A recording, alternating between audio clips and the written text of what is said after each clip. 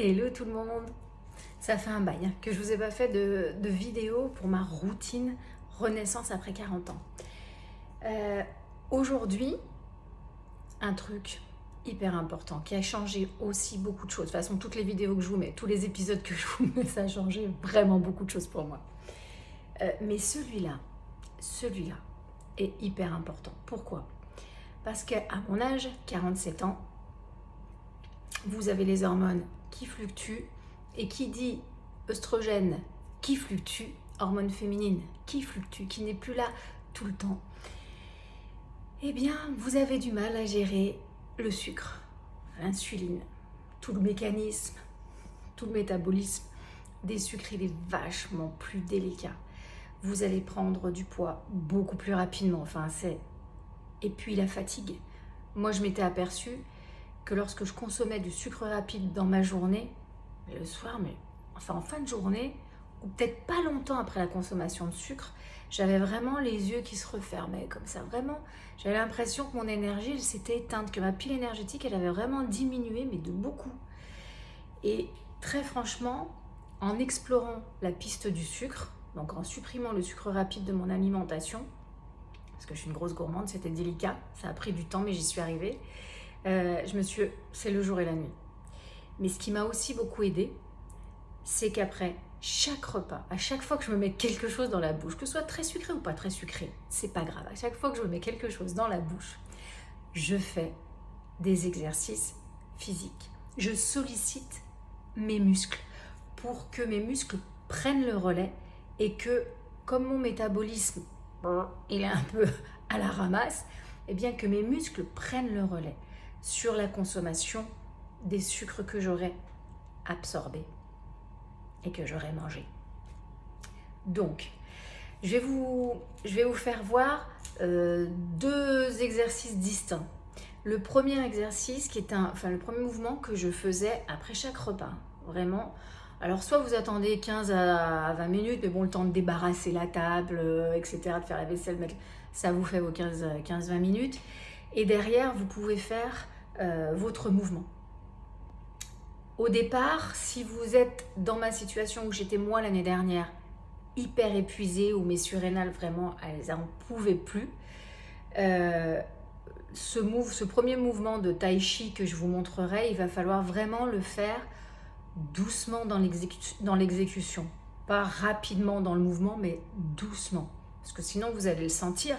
Vous allez le faire vite, vous allez augmenter votre rythme cardiaque, vous allez demander beaucoup plus d'énergie. Et derrière, finalement, il va falloir que votre corps récupère et vous allez être en baisse d'énergie. Donc, c'est pas ça qu'on recherche. On cherche à améliorer le métabolisme du sucre via nos muscles. Donc, on ne cherche pas une baisse d'énergie, quoi. On ne cherche pas à tambouriner, c'est pas du tout ça. Donc, si vous êtes comme moi l'année dernière, c'est-à-dire dans un épuisement là, faites le mouvement doucement, mais faites-le. Voilà. Et faites-le jusqu'au bout. 5 minutes. Moi, ce que je faisais, je prenais mon téléphone, je mettais un chronomètre sur 5 minutes et je m'imposais ce temps de 5 minutes de mouvement après mon repas. Si j'étais les jours où j'étais vraiment crevée, j'avais mal dormi, j'étais fatiguée, vraiment ça servait à rien de demander à mon corps de me donner de l'énergie pour autre chose, j'étais déjà fracassée, donc c'était pas la peine. Donc là, sur ces jours-là, je faisais même pas le mouvement de tai chi, je faisais de la marche.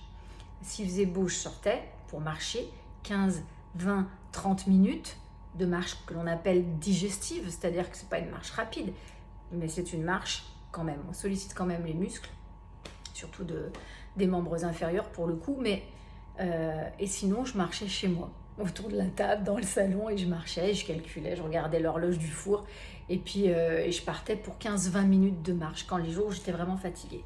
Donc retenez bien ça, si vous êtes vraiment dans une journée où vous êtes épuisé, marchez.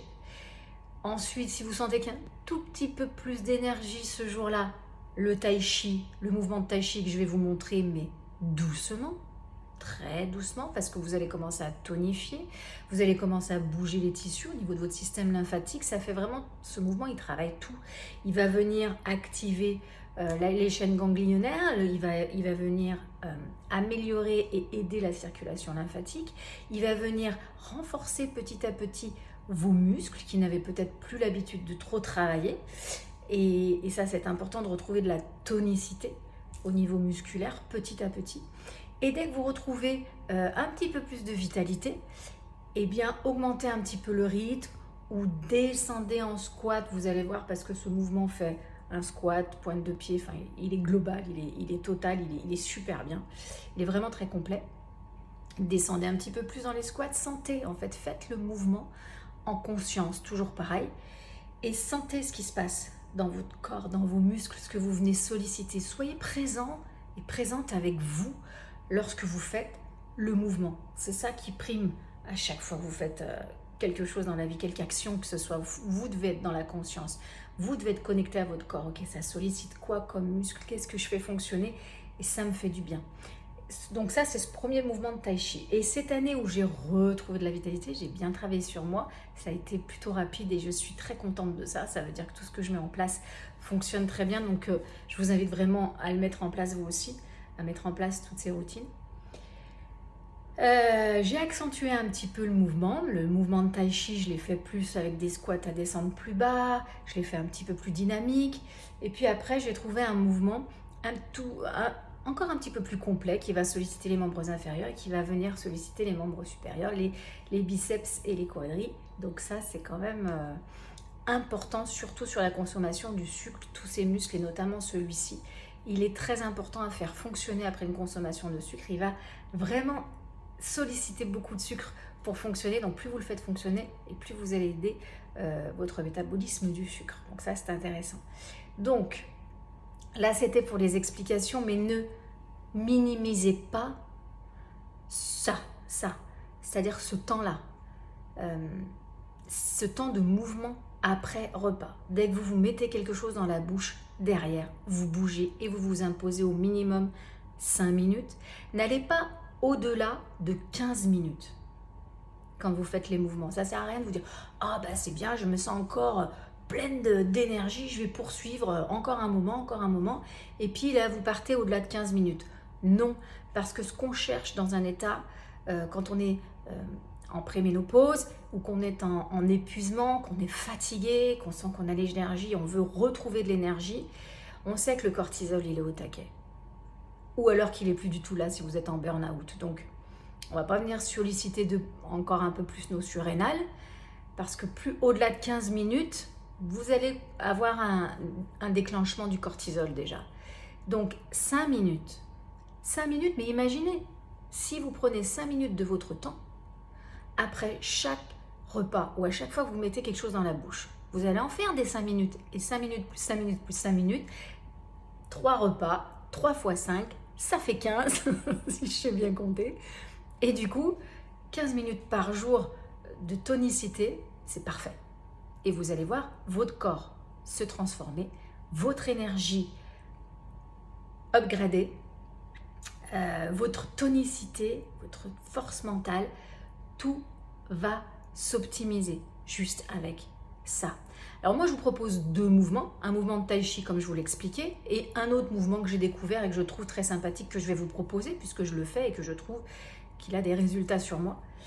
Mais vous en avez plein d'autres, pourvu que vous sollicitiez les muscles, les gros muscles. Donc c'est vrai que les squats sont assez intéressants parce que vous allez solliciter les gros muscles des membres inférieurs.